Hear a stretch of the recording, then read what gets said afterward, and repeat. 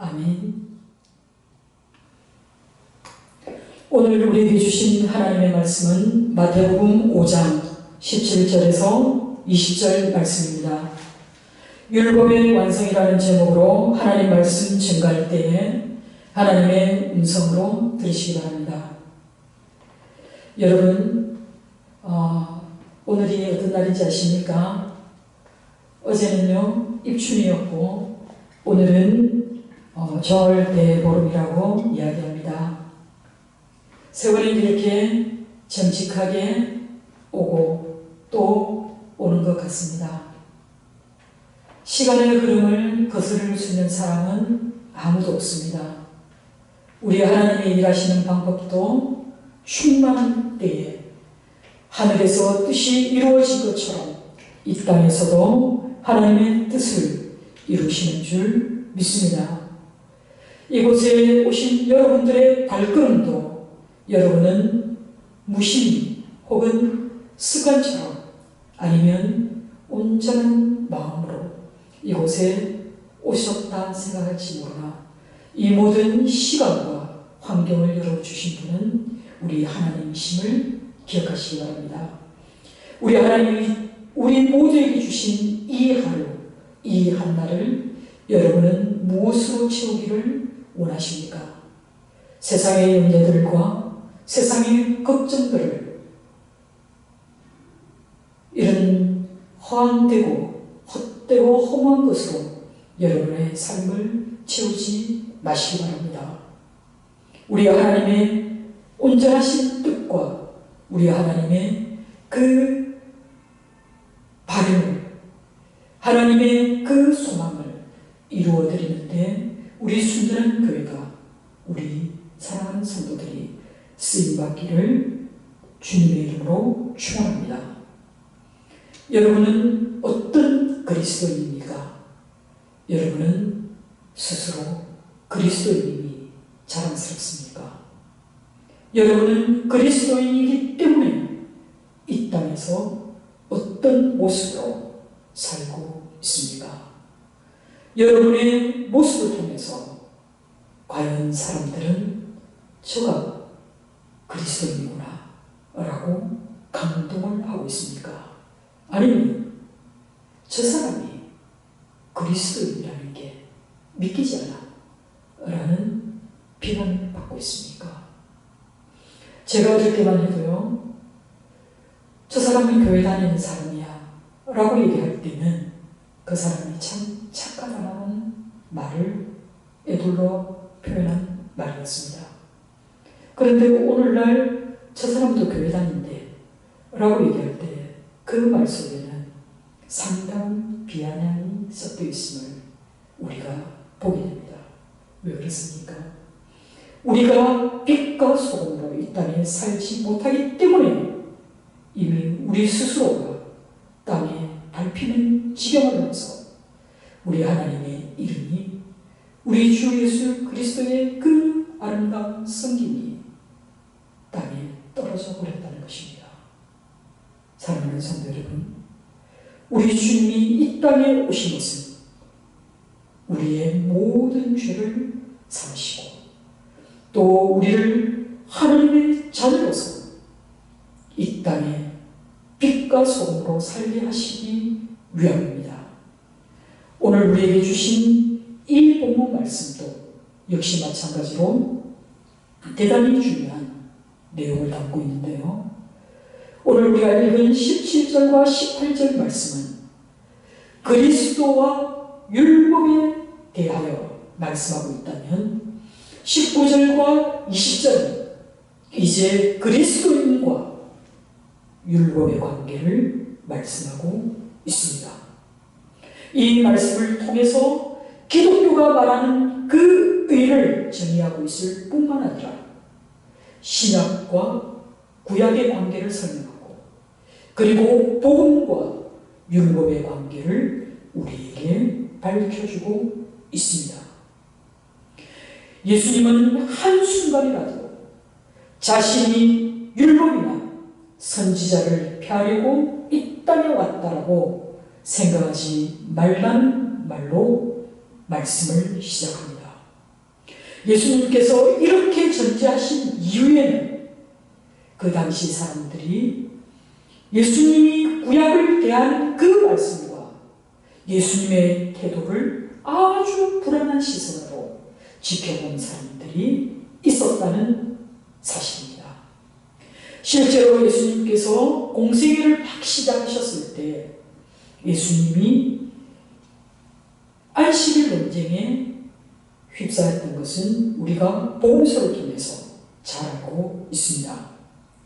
복음서에 기록된 안식일 논쟁은 마가가 안식일에 그의 제자들이 이삭을 잘라 비벼 먹었던 그 사건, 그리고 안식일에 회당에서 그 마른 손 가진 사람이 기도할 때 그를 고쳐준 그 사건, 이것들은 모두가 예수님이 12제자를 부르시기 전에 이미 행하셨던 일이라고 마가는 밝히고 있습니다. 그뿐만이 아닙니다. 예수님 사역 초기에 나타났던 그 예수님의 권위 있는 말씀 때문에 사람들은 그의 말씀을 듣고 깜짝 놀랍니다. 이는 어쩌이냐? 권위 있는 새 교리로다. 더러운 귀신들에게 명한즉 그들이 순종하는도다 라며 그들이 보기에도 예수님의 가르침이 서기관들과 달라서, 그리고 바리새인들과 너무나 달라서 그들은 놀라지 않을 수 없었습니다. 그렇기 때문에 어쩌면 그들이 예수님의 권위와 모세의 율법의 권위가 어떤 관계에 있는지에 대해서 질문하는 것은 지극히 당연한 일일 것입니다. 예수님은 옛날 어떤 선지자나 지금 서기관들이나 바리새인들이 사용했던 그런 표현들을 즐겨 사용하지 않았습니다. 그는 대단히 인상적인 그런 말씀을 하실 때마다 진실로 내가 너희에게 이르노니 라고 말씀을 시작하였습니다. 이것은 달리 말하면 예수님이 전하시는 이 말씀을 자신의 이름으로, 자신의 권위로 말씀하셨다는 뜻이 됩니다. 예수님은 내가 율법이나 선지자를 무시하거나 폐하려고 이 땅에 온 것이 아니라고 말씀하고 있습니다. 그저 서기관들처럼 바리새인들처럼 문자에 얽매여서 그 죽은 문자 해석 방법에 찬성한다는 것이 아니고 오히려 그 말씀 속에 담겨있는 그 정신을 회복시키기 위해서, 그리고 그 율법의 정신을 온전하게 하시기 위해 이 땅에 오셨다 말씀하고 있습니다. 율법을 온전하게 한다는 것이 무엇입니까? 우리에게 율법이라고 번역된 이 단어의 원어는 토라입니다. 토라는 계시된 교훈을 담은 하나님의 말씀입니다. 율법은 하나님의 사랑과 이웃에 대한 사랑을 실천할 것을 우리에게 교훈하고 있습니다. 그래서 구약은 실제로 하나님과 사람과 구원들에 대한 교훈을 말씀하고 있지만, 그러나 율법은 부분적인 것을 계시하고 있을 뿐이라는 것을 기억해야 합니다. 이 부분적인 계시의 말씀을 우리 주님께서 온전하게 하시기 위해서 이 땅에 오셨습니다. 예수님은 자신의 인격과 그리고 자신의 가르침과 그리고 역사를 통해서 이 모든 율법의 1.1획도 남김없이 다 이루시고자 이 땅에 오셨습니다. 구약은요, 이제 다가올 시대에 대해서 예언하고 있습니다. 그래서 구약의 대부분의 예언들은 오실 메시아에 대한 기대로 가르쳐 있습니다. 그리고 메시아에 대해서 예언하고 있고 그 메시아를 예표하는 예시들이 기록되어 있습니다. 그러나 구약의 이런 모든 예언된 그 말씀들이 우리 주 예수 안에서 일어났고 우리 주 예수께서 그 모든 것을 온전하게 하셨습니다. 사랑하는 성도 여러분, 그렇기 때문에 우리가 성경을 읽을 때에 반드시 유의해야 할 것은 우리가 구약의 빛에 신약을 비추어 보지 않으면 우리는 신약을 참되게 이해할 수 없습니다. 예를 들어서 우리가 구약 성경에 대해서 알지 못하면 신약 성경에 나와 있는 히브리서를 우리는 이해하기가 거의 불가능합니다. 그리스도께서 어떻게 율법을 성취하셨습니까? 갈라디아서 4장 4절에 때가 차매 하나님이 그 아들을 보내사 여자에게서 나게 하시고 율법 아래에 나게 하셨다라고 증언하고 있습니다.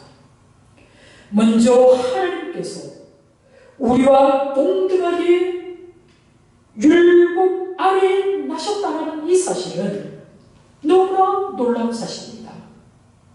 제가 지난주에 설교한 예수 율법 아래 태어나신다는 설교를 참고하시기 바랍니다. 예수께서 율법 아래에 태어나셨다는 것은 그 무한하신 능력의 하나님이 이 시간이라는 한계 속으로 들어오셔서 그가 이 땅에 인간의 모습으로 율법의 모든 제한 가운데 그를 두셨다는 말씀입니다. 율법 아래에 계시면서 그는 온전하게 하나님의 율법을 실천하였습니다.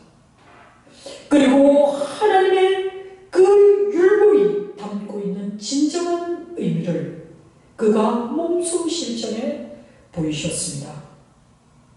사랑하는 성도 여러분, 여러분이 성경을 읽을 때마다 우리 주님이 율법을 얼마나 세밀하게 지키시고 계셨는지를 주목하셔야 합니다. 주님은 율법의 아주 작은 부분까지 순종하셨습니다. 율법이 담고 있는 정신은 무엇입니까? 그것은 바로 하나님을 사랑하는 것입니다. 그리고 또 이웃을 내 몸같이 사랑하는 것입니다. 우리 주님은 이렇게 하나님의 율법을 사람들에게 가르쳐 주시면서 서로 사랑하게 하셨습니다. 율법을 설명하셨고 또 변함없는 그 율법을 확립하시면서 그 율법이 말하는 절대적인 순종이 그리스도인에게 반드시 필요하다고 오늘 말씀을 통해서 우리에게 증거하고 있습니다. 예수님께서 생애의 마지막에 이르렀을 때 그가 십자가에 달리시고 죽임을 당했을 때에 그 누구도 그에게서 어떤 잘못도 발견하지 못했다고 얘기합니다. 빌라도 법정에서 빌라도는 그의 입을 통해서 그를 고소할 수 없다고 말했습니다. 예수님의 제자들의 입을 통해서 말한 것이 아니라 이방인들의 입을 통해서 예수 그가 온전한 인간으로 이 땅에 살다가 우리의 죄를 대신한 하나님의 대속 희생 제물로 십자가를 지셨음을 증언하고 있는 것입니다. 사랑하는 성도 여러분, 예수님이 탄생하셔서 예수님이 죽기까지 그는 율법에 종속되어 있었습니다. 그렇기 때문에 예수님의 갈보리 십자가의 그 언덕에 이르렀을 때 우리는 그 십자가가 의미하는 것을 분명히 이해해야 할 것입니다. 여러분, 만일 여러분들이 율법에 대한 분명한 이해가 없다면 여러분은 결코 이 십자가의 진정한 의미를 안다고 말할 수 없습니다. 우리가 십자가에 대해서 말할 뿐 아니라 십자가의 교리를 선언한 이것이 바로 복음의 본질이고 복음의 핵심입니다. 십자가는 결국 율법의 관점에서만 우리가 최종적으로 이해할 수 있다는 것을 기억해야 합니다. 십자가에서 발생한 그 사건은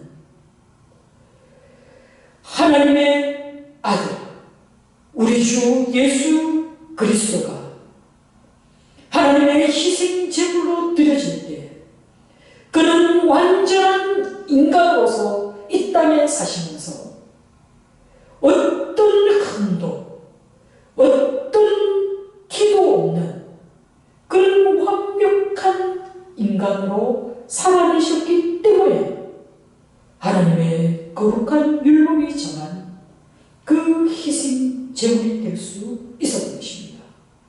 그리고 그의 거룩한 몸이 하나님께 받아들여진 이 사건이 바로 십자가 사건입니다. 그래서 율법이 정한 죄는 반드시 죽음입니다. 그래서 죄의 삭은 사망이라고 성경은 분명히 말씀하고 있습니다. 율법은 하나님께 대하여 죄를 범하면 그의 거룩한 율법을 깨뜨린 모든 사람은 죽음의 판결을 받는다 라고 선언하고 있습니다.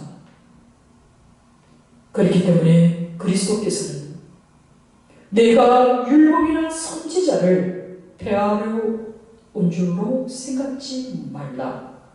폐하려 온 것이 아니라 완전하게 하려 함이라고 말씀하고 있습니다. 율법을 성취하는 방법 중에 하나는 죄의 형벌을 반드시 수행해야 하는 것입니다. 그 형벌은 바로 죽음입니다.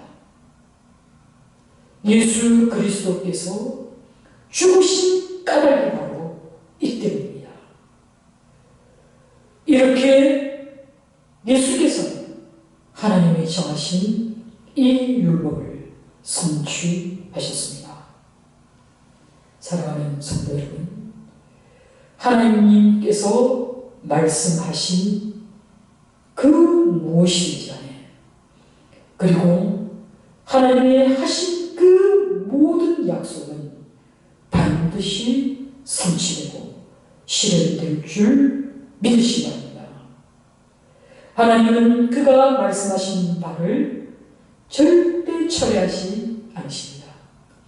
만약 하나님이 그가 하신 약속을 지키지 않는다면 그것은 하나님 스스로가 스스로를 배신하는 행위인 것입니다. 그렇기 때문에 하나님께서 하신 말씀, 죄는 죽음으로 처벌받아야 한다는 이 하나님의 말씀은 반드시 유효한 말씀이 될 수밖에 없었습니다. 여러분과 제가 용서받을 수 있는 것은 오직 이처럼 형벌이 죽음으로 처리되었기 때문입니다. 우리는 죄된 몸으로 하나님께 범죄한 채로 그 레위기에서 말하는 그 제사법에 합당한 제물로 하나님 앞에 드려질 수가 없습니다.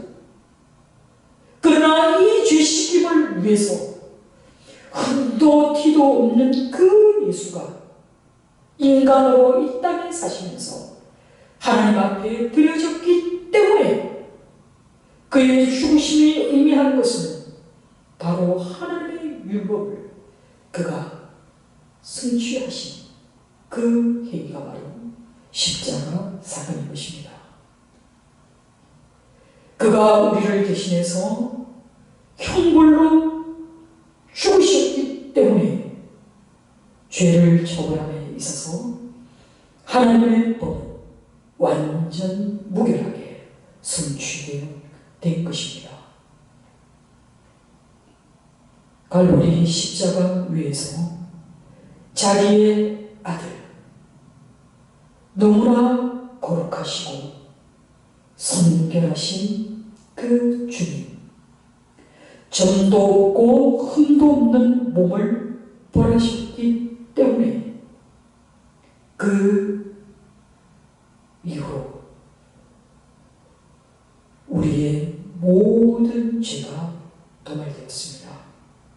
그리고 여태껏 구약에서 지내던 모든 의식제도, 제사장직과 제사제도가 이제 완벽하게 중단되었음을 선언한 것이 바로 십자가 사건입니다. 주님은 그의 죽으심과 부활, 그리고 하늘에 자기를 내비침으로써 또한 모든 것을 성취하셨습니다. 하지만 우리는 이보다 더 한 걸음 나아가서 주님은 성령으로 우리들 마음속에 그리고 우리를 통해서 그 율법을 성취하신다고 로마서 8장 2절에서 4절에 바울은 논증하고 있습니다. 여러분 로마서 8장 2절에서 4절을 찾아보시기 바랍니다. 바울은 이것이 우리 주님께서 돌아가신 이유라고 설명한 것 중에 하나가 바로 로마서 8장 2절에서 4절입니다. 제가 읽겠습니다. 이는 그리스도 예수 안에 있는 생명의 성령의 법이 죄와 사망의 법에서 너를 해방하였으니라. 율법이 육신으로 말미암아 연약하여 할 수 없는 그것을 하나님은 하시나니 곧 죄로 말미암아 자기 아들을 죄 있는 육신의 모양으로 보내어 육신의 죄를 정하사 육신을 따르지 않고 그 영을 따라 행하는 우리에게 율법의 요구를 이루어지게 하려 하시니라. 아멘. 이 말씀은 너무나 중요한 말씀입니다. 이 말씀 속에서 사도 바울은 두 가지를 연결하고 있습니다. 먼저 우리 주님이 자신의 속죄로 말미암아서 율법을 성취하셨다는 것과 그리고 우리 속에 율법을 성취하는 방법을 연결시켰다는 것입니다. 그것이 무엇입니까? 그것은 바로 성령입니다. 예수께서 성령을 우리에게 주시고 우리 속에서 하나님이 주신 그 율법을 실천할 수 있는 그 능력 또한 주셨다는 말씀입니다. 우리의 힘과 우리의 능력으로는 도무지 할 수 없는 그 사랑을 실천할 수 있도록 성령을 우리에게 하시라고 성경은 우리에게 말씀하고 있습니다. 성경은 우리에게 율법을 사랑할 마음과 그 사랑으로 살아갈 수 있는 그 능력이 계신다고 바울은 로마서 8장 7절에 말하고 있습니다. 육신의 생각은 하나님과 원수가 되나니 이는 하나님의 법에 굴복하지 아니할 뿐 아니라 할 수 없음이라고 말합니다. 우리는 자연적인 상태에 있을 때 성령에 의해서 우리가 감동을 받지 않은 상태에서는 우리는 하나님을 미워하고 또 그의 법에 굴복하는 것을 싫어합니다. 그렇지만 성령을 받은 사람, 성령으로 거듭난 사람은 하나님을 사랑하고 또 하나님이 주신 그 말씀을 순종하는 것을 즐거워합니다. 시편 1편의 말씀처럼 주의 말씀을 묵상하기를 즐거워하고 그의 법을 따라 살아가는 것을 즐거워합니다.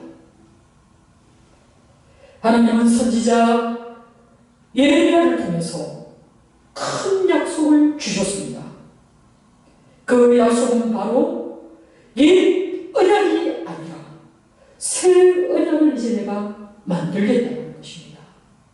그 새 언약은 너희들의 그 돌판에 새겼던 그 언약이 아니라 이제 그 언약을 내가 너희의 마음속에 너희의 생각 속에 내가 새겨두겠다라고 말씀하셨습니다. 그렇기 때문에 여러분, 예수께서 율법을 폐하러 오신 것이 아니라 온전하게 하시기 위해서 이 땅에 오셨고 그리고 모든 율법을 완성하실 때까지 그 율법이 성취될 때까지 하나님의 율법 1.1획도 우리가 마음대로 없앨 수 없다고 얘기합니다. 여러분, 하나님 나라에서 주어질 상급은요, 율법에 대한 복종에 의해서 적정된다고 말씀합니다. 개인적인 순종을 넘어서 이 하나님의 율법을 그리스도의 제자들에게 또 다른 사람들에게 영구히 지속적으로 가르치는 자가 그 상급이 크다고 얘기합니다.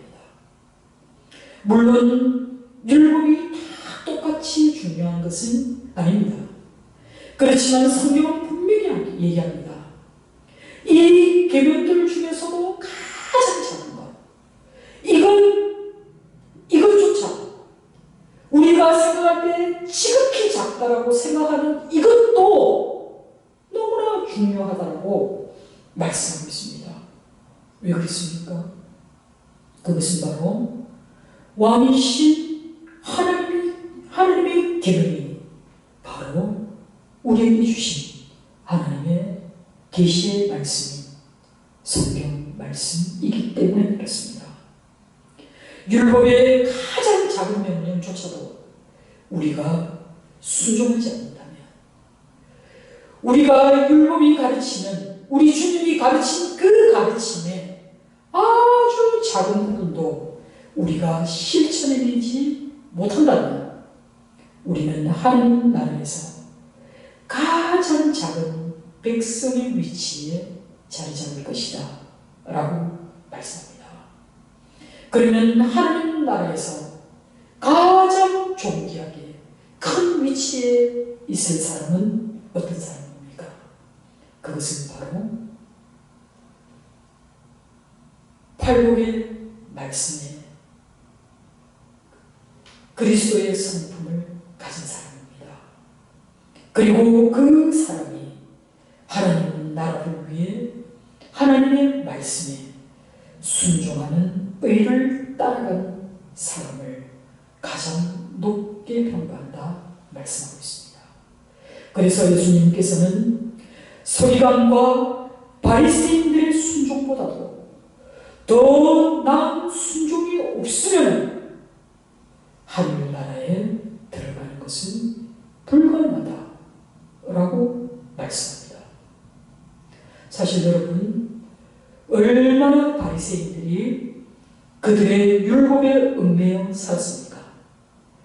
그들은 613개의 법을 통해서 사실은 그들의 삶이 꼼짝달싹 못할 만큼 억눌려 있었습니다.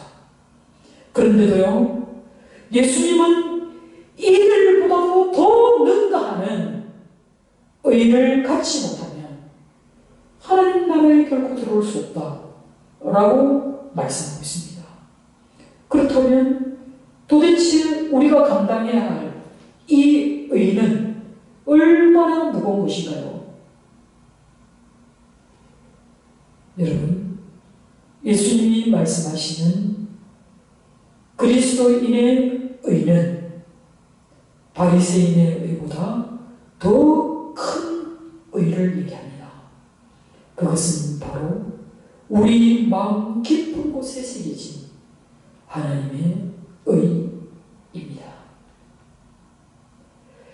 바리새인들은 외적이고 그리고 형식적인 순종을 엄격히 따라갔던 사람들입니다. 그리고 그들이 외적으로 드러난 그런 율법을 이루어갔을 때 그들은 마치 자신이 할 도리를 다했다고 생각하였습니다.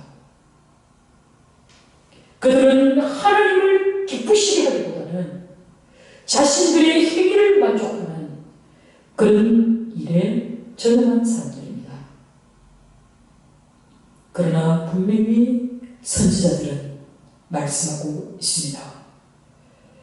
하나님께서 어떻게 의를 이루시는가에 대해서 에스겔 36장 27절에 내 영을 너희 속에 두어 너로 내 율례를 행하게 하리니 라고 말씀하고 있습니다. 이것은 하나님의 법이, 하나님의 말씀이 이제는 내 마음속에 새겨져서 그리고 내 마음속에 하나님의 말씀이 작동하게 될 때 그분의 영이 우리 안에서 이 모든 약속들을 이루어갈 것을 말씀하고 있는 것입니다. 우리가 착각하는 게 있는데요. 성령이 있을 때에는 율법이 우리에게 없어도 된다라고 생각하는 사람들이 들어있습니다.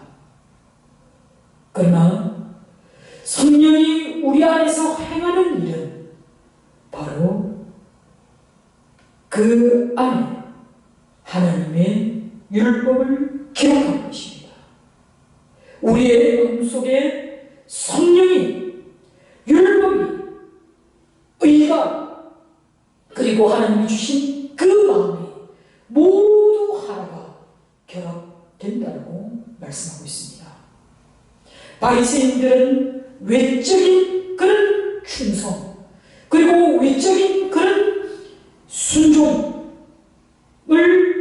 의로 여겼다면 우리 주님은 그 많은 순종을 요구하시는 것이 아니라 더 깊은 순종을 우리에게 요구하고 있다는 것입니다. 더 깊은 순종이라는 것은 무엇입니까? 그것이 바로 우리 마음에 성령으로 거듭난 우리의 마음이 하나님이 주신 그 말씀을 지켜 행하고자 하는 내주하시는 성령께서 우리를 이끌어 가시는 그 능력이 되는 것입니다. 바리새인의 의보다 더 깊은 그런 의가 없다면 너희는 하나님 나라에 들어갈 수 없다라고 얘기합니다. 그러면 달리 얘기하면 우리가 하나님이 주신 말씀대로 실천하고 살아갈 때 우리는 우리가 거듭난 사람임을 외적으로 증거하는 것이 된다라고 말씀할 수 있습니다. 누구든지 거듭나지 않고서는 하나님 나라에 들어갈 수 없을 뿐만 아니라 하나님이 주신 율법의 말씀을 실천할 수 없습니다. 우리 안에 성령이 내주하지 않고서는 성령의 깊은 인도하심이 없을 때에는 우리는 조금도 하나님의 사랑, 이웃에 대한 사랑을 실천해낼 능력이 없습니다. 사랑하는 성도 여러분, 여러분은 혼자 있을 때 어떤 생각을 하십니까? 여러분이 어떤 존재인가는 바로 여러분이 혼자 있을 때 답을 해줍니다. 여러분은 혼자 있을 때 여러분에 대해서 어떻게 이야기하고 있습니까? 여러분은 과연 여러분 자신을 얼마나 알고 있습니까? 여러분이 어떤 존재라고 스스로 생각합니까? 정말 중요한 것은요, 여러분이 홀로 있을 때 얼마나 정직한가입니다. 그리고 홀로 있을 때 여러분이 지금 무엇을 하고 있는가, 이것이 매우 중요합니다. 우리는 우리의 부끄러움을 바깥 세상에 얼마든지 가릴 수 있습니다. 그러나 우리의 내면의 부끄러움은 우리는 결코 숨길 수가 없습니다. 우리 스스로는 어쩌면 우리 자신을 속일 수 있을지 모르나 우리 하나님은 결코 속지 않습니다. 우리 하나님은 사람을 외모로 취하는 것이 아니라 우리 하나님은 그 내면을 감찰하시는 분이시기 때문에 우리는 하나님으로부터 위로를 받기도 하고 또 하나님으로부터 책망을 받기도 합니다. 우리가 교회 생활이나 사회 생활에 있어서 우리가 마음이 없이 하는 행동들은 없습니까? 바리새인들처럼 외적인 행위에 대해서는 조심하면서 손을 씻는 일과 율법의 그런 의식적인 면에서는 아주 꼼꼼하면서 주일 예배드리고 공예배에 참석하고 헌금 생활하고 또 교회 봉사하는 일에는 그 드러나는 일에는 철저하면서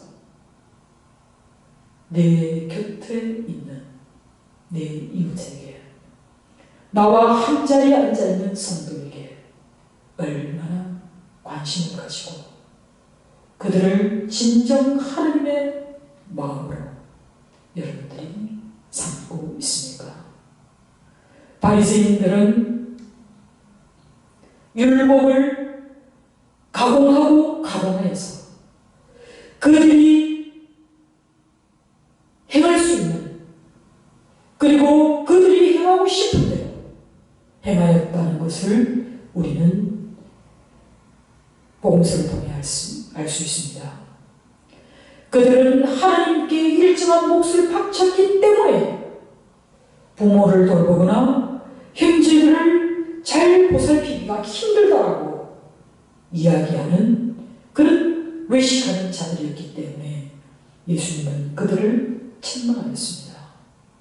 사랑하는 성도 여러분, 우리들도 죄를 합리하고 또 그 죄를 잘 변명하면서 빠져나갈 수 있을지는 모르나 바리새인들처럼 우리의 행위가 철저히 사람을 의식해서 그런 행동을 할 수 있을지 모르나 그것은 결코 하나님을 기쁘시게 하는 일이 아닙니다.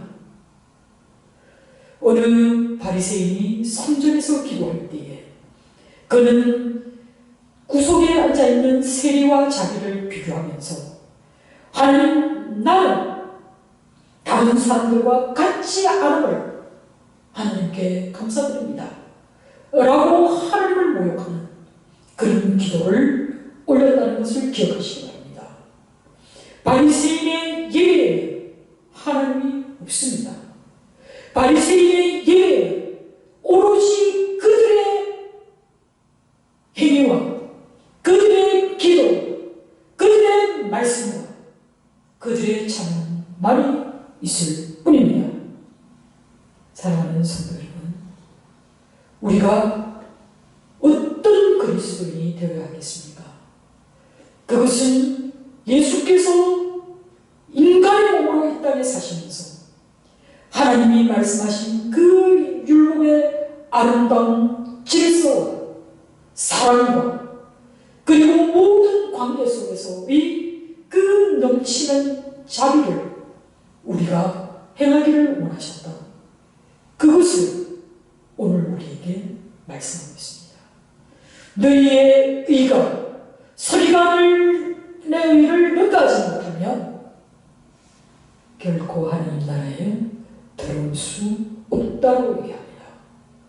우리의 모든 교회 생활, 우리의 모든 신앙 활동이 철저하게 성령의 도우심으로 성령이 내 안에서 이끄시는 대로 순종하며 나아갈 때에 우리는 주께서 그 이루신 그 율법을 우리의 마음에서도 이루어갈 줄 믿습니다. 사랑하는 성도 여러분, 하나님의 율법은 우리에게는 은혜입니다. 하나님께서 우리에게 율법을 주셔서 우리가 죄를 깨닫고 또 죄를 하나님 앞에 자복함으로써 그 넘치는 은혜를 통해 우리는 또 한나를 감당하게 되고 또 거룩하신 하나님의 말씀을 이 땅에 실천하며 살아갈 수 있는 그런 그리스도인이 되어갈 줄 믿습니다.